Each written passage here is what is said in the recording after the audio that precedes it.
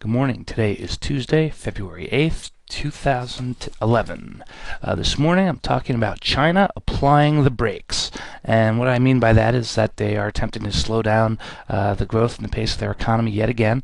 Overnight they've raised interest rates another 25 basis points. And this is going to be the third time they've raised rates since mid-October. Looks like inflation stayed above 4% for the third month in a row. So, what's happening over there in China is that, and you see this in a lot of the export-oriented and emerging market economies. Although it's always difficult to call China an emerging market economy, although they carry on like they are one with their currency peg. This is a way for them to try and slow things down without actually having to remove that currency peg or allow their currency to strengthen. So I think there's a little bit of a powder keg brewing there. It's going to be tough to keep raising rates but keep your currency low, and at some point something's going to have to give. The simple economics of it dictate that that's probably going to be true. So in any event, just take a look here. Take a look at Aussie USD real quick. You can see that on the news that the Chinese raised rates here. You had the Aussie selling off. Now the Aussie is very sensitive to what goes on in China.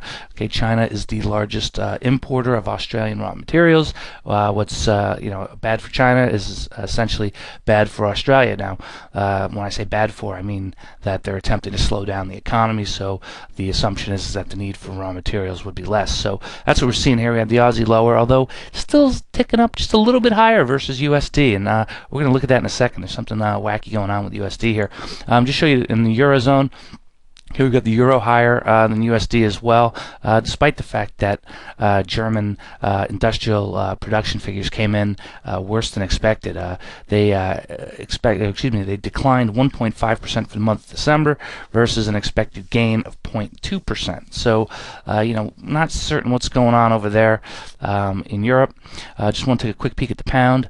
Okay, the pound is also up, but the difference there is that retail sales figures in Great Britain, they actually came in better than expected, showing the fastest growth in nearly a year. That was because they had a dismal December, which they blamed on the weather. Perhaps that was partially true. I'm always skeptical of the weather excuse, but it looks like retail sales have rebounded, so that's a good sign there for the pound. But we also had news out of the UK that they're going to be raising the bank tax that's going to come down on the banks there in the UK, which has caused a little bit of weakness happening in the pound. Reason being is that the British economy is still very much tied to the banking sector. So the idea is what's bad for the banks is bad for the pound. So we're going to have to see what happens there. All right, and we have let's take a look here. Dollar yen. All right, you can see dollar's been weakening against yen a little bit here as well. So it looks like we still have some risk appetite in the market. There's not a ton of news today going on. We had some Fed speak going on. Bernanke's going to talk tomorrow. We had oh God, I forget who it was yesterday. Somebody was talking yesterday. Basically said he wouldn't support any further quantitative easing if it came down the pike. We're going to get another guy, Lacker. He's going to be talking today. Then we got Lockhart. So these guys are basically spread out around the country to try and sell the Fed story there to people and let them know what's going on. So we have still some dollar weakness, still some yen weakness, which is showing us that there is some risk appetite still happening in the market. But here's just sort of a crazy scenario. Like, we can look at something like this. Like, the dollar's weaker than the yen. Okay, the pound is weaker than the yen, but yet the pound is stronger than the dollar. Well, you tell me what's going on there. Usually what that means is that there's some sort of mean reversion trade out there. I mentioned this yesterday, and it's difficult to determine when you start off the day what's going to revert to mean. Yesterday it happened to be oil prices.